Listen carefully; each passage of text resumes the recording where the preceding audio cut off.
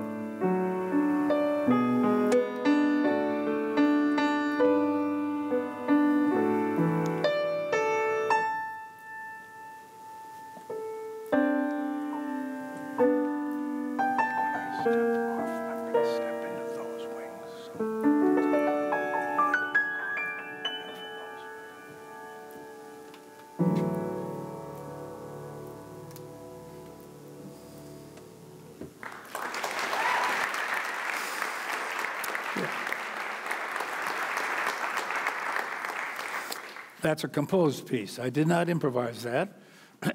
It's called Child of Light. It was part of a big cantata that I had written for Appleton High School, West High School. It was a combined choir, band, orchestra, and there was a solo within it that after many years I thought, I kind of like that. So I actually made a choral arrangement of it, and it's now published under the name of Child of Light. And it's quite seasonal. It's a Christmas song. So there you have it. Thank you, John. You were very Joining welcome. John on stage is TEDxOshkosh co-organizer Craig Burnett.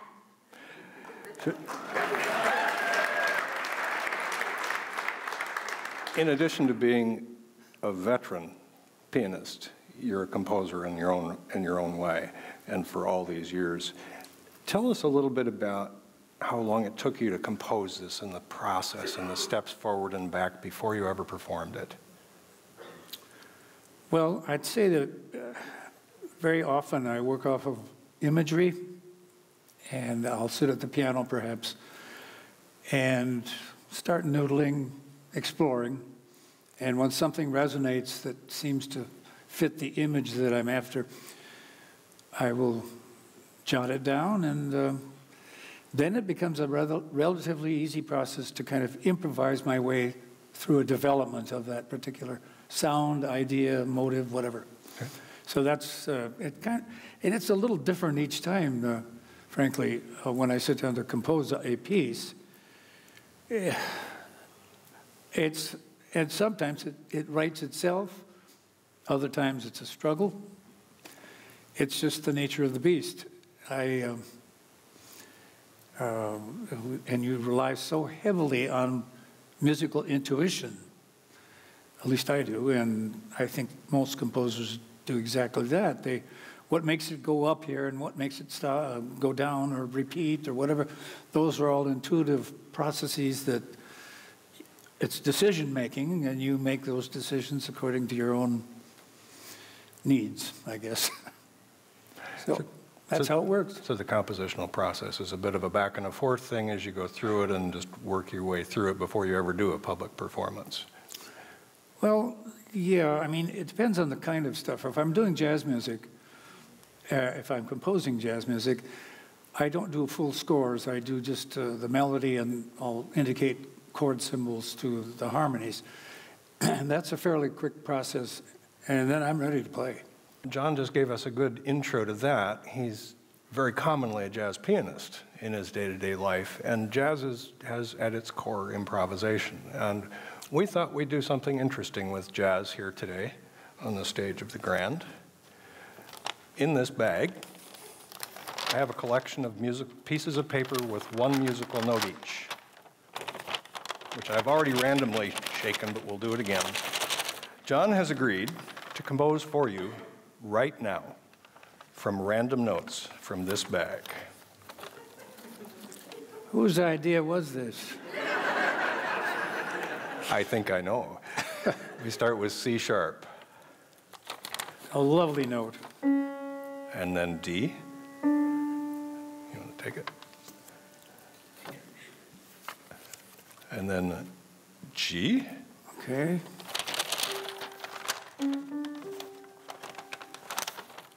And finally F sharp. You dog.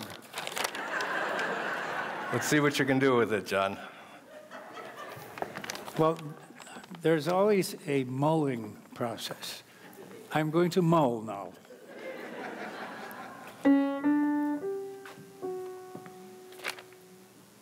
That's got some great potential.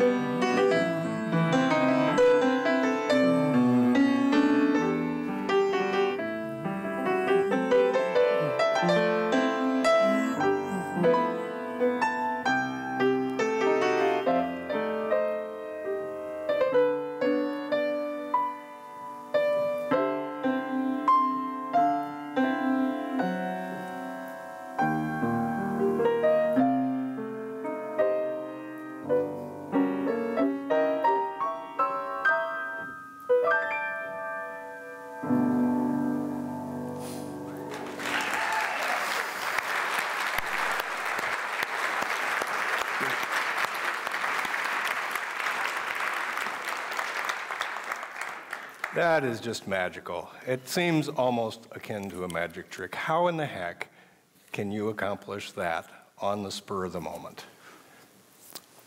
I don't know. I think you, over years, I think most jazz players are well enough versed in harmony, and of course they're improvising. That's part of their life. They're part of the core of their music depends on the improvisational process. So I think most competent jazz players could do what I'm doing without too much trouble. I'm pretty sure that's the case. I can't speak for everyone, and all of us are different. You know, I viewed those notes one particular way, and I responded according to what I felt at the moment, and then it just simply, it starts to play itself. The improvisational process, I was talking to a dear friend, and I found that it's very much like a language. When I have a thought, for example, and I have enough vocabulary, hopefully, to articulate that thought and share it with somebody. It's very much the same process in improvisation, where you get a musical vocabulary that takes, you know, some time to develop, of course, and musical ideas seem to lead one to the next. And before you know it, you've played something, hopefully with some value. That's the iffy part. And so improvisation in music is not unlike dealing with the unexpected in life, being dealt a hand of cards you didn't really wish you had. True. You couldn't have put it better, because we didn't pre-plan this. I mean, we planned the process, but not obviously the specifics. So what you gave me was quite a musical, melodic thing that I may remember and use somewhere down the line. But I mean, because even Stravinsky used to say, I don't borrow, I steal. So I may lift this one for myself later. It's rather nice, don't you think? A happy accident right here.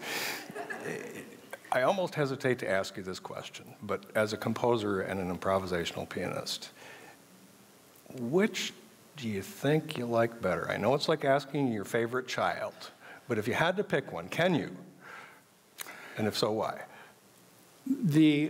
No, I don't have a favorite. I mean, I'm extremely happy spending hours in a studio and doing the inch meal process of putting note to paper. I don't use a computer. I do it the old-fashioned way. I'm a dinosaur in that sense, I'm sure. And it takes me a little longer than most people, but I've done 6 symphonies now and halfway through a 7th.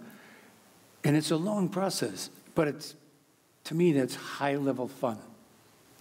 And you got to focus, of course. I think focus is, my wife will tell you that if she asks me a question while I'm working, I'll come back and she'll say, did you do so-and-so? And I said, we don't even have a dog, do we? Not quite what I had in mind, but I do get focused, and it's hard to get in there with other information when I'm dealing with the process of composing. It's a thought process. But I love to improvise too. So, especially in a jazz context. Yeah. So, with the time we have left, why don't you play us out with, again, something that you've composed yourself in advance? Okay. Thank you again, John. Not at all.